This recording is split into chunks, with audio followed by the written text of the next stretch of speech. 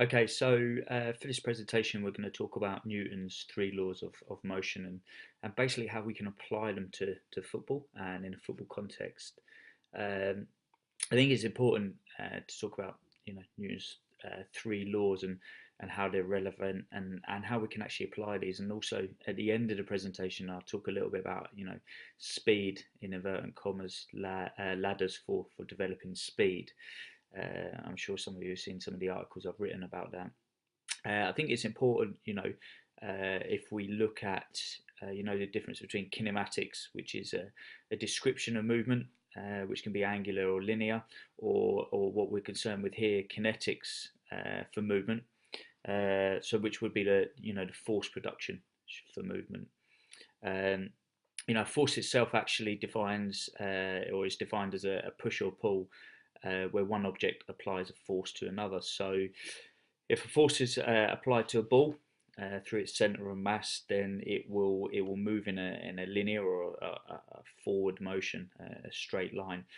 Um, if that force is applied at a distance away from the center of mass, it causes a rotation. So think of as a David Beckham style free kick, or a Ronaldo free kick. Ronaldo or even Bale more recently, they tend to strike a little bit through the middle of the ball, through that center of mass.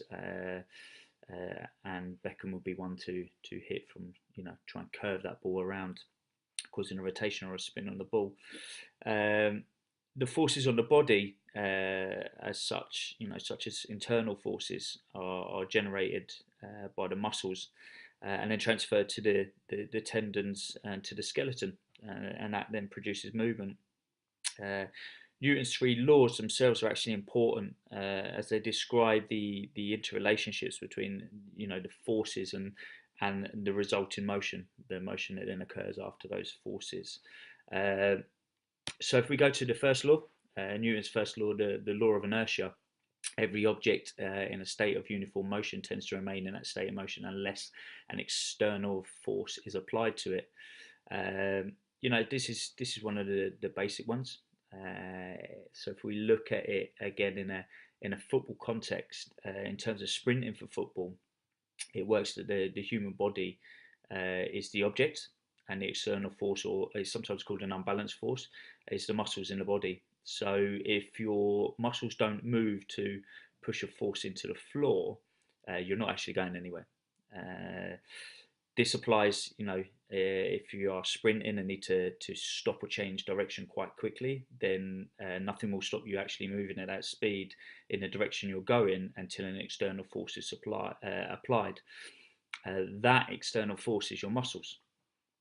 When you want to slow down or decelerate, your muscles, when you want to slow down, your muscles will exert a force into the floor to slow you down.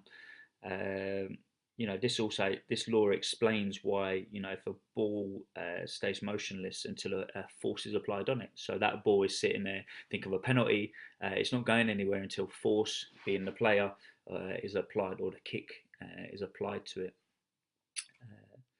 So Newton's second law, a force is applied to an object results in acceleration of the object that is proportional to the force applied in the direction of the force and object's mass. So pretty simple, really. The greater the object, the greater the force to move the object.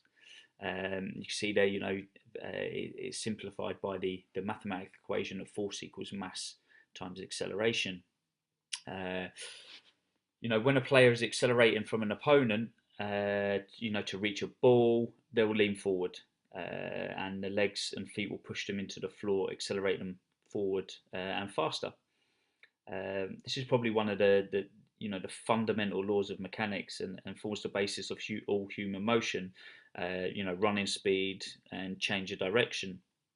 Uh, a greater magnitude of force is the key to accelerating faster, changing direction, or kicking the ball further.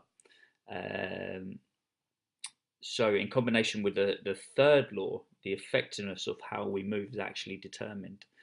Um, you can see Ronaldo exerting a force into the floor there, or his mass, his body mass there, accelerating. Newton's third law is the law of action and reaction. I'm pretty sure we've all heard that one. For every action, there is an equal and opposite reaction. Uh, Pretty simple. For every force you put into the floor, an equal force will be put out in the opposite direction, also known as ground reaction force. Um, Ground reaction force describes the force exerted by the ground when a player exerts a force into it. So to accelerate or to jump for a header. Uh, the direction of force application actually dictates the direction of the opposite and equal reaction that pushes a player forward during running or upwards during jumping for a header. And there's your ground reaction force there. When a player heads a ball is actually applying a force to the head as a player applies the force to the ball, which creates that movement of the ball. So these laws they lay a foundation for understanding a few other principles, but in a nutshell, to move, to accelerate a limb or ourselves or the ball, forces must be applied. So if we're sprinting for a ball or changing direction, we need to apply a force to accelerate or to decelerate, to change direction. So we apply that force into the floor to change direction and, as said, accelerate away, or let's say a penalty kick or a free kick or a pass. We need to exert a force onto the ball. The force production process itself is a little bit complex, but by understanding it the best we can, we can look at other ways to improve our movement success. Training for speed or the efficiency or even accuracy in our kicking actions. And then understanding how this process works, it will allow us to develop strategies to improve a player's physical parameters such as strength, speed, and power. So it's a understanding these three laws of motion will help you very much when you're planning working with players. So on to speed ladders, one I've probably been a little bit vocal about. It's quite simple that they don't allow you to create enough force, and I hope you've seen that in the last few minutes in the presentation. And if you picture running through a ladder, not enough force into the floor is applied to propel you forward, to accelerate. So whatever way you look at it, force into the floor is still force into the floor. So you can't really change that fact. It's pretty hard to accelerate if you don't know how to decelerate. So you've got force production, but you've also got force reduction. Okay. So to be, you need to be able to produce force to accelerate, but you also need to be able to absorb force as well. If you think of some jumping activities, if you're not able to absorb that force for it to dissipate equally throughout the kinetic chain, we see signs of inefficient movement. So a speed ladder is not going to teach you all of this. Building leg strength, a good resistance or strength training program will help you. It will help you get stronger. It will help you with that, producing more force into the floor, but also to decelerate. There's a lot of good exercise in plyometrics, etc. Will help you learn to land and how to decelerate, to dissipate force, but also produce it. So it's quite important. Then again, I'm not totally against ladders. They they're a good tool. You can use them for teaching sort of the mechanics of running, or good acceleration mechanics. Good upright posture, learning with a player or an athlete to exert that force into the floor, into the ground reaction force of the floor to propel you back upwards. And teach them those kind of things. They're also a great way of increasing sort of neural drive between at the start of a session, as part of your movement preparation.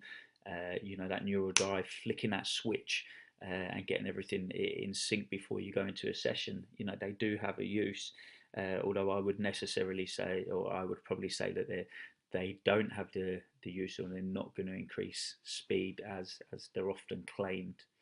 Um, so I hope you've enjoyed the presentation. There's a quote from Isaac Newton there. Truth is ever to be found in simplicity and not the multiplicity and confusion of things. So I hope you've enjoyed this presentation. If you've got any comments or whatever, please tweet me at Mr. Wiseman, and I'll be more than happy to answer.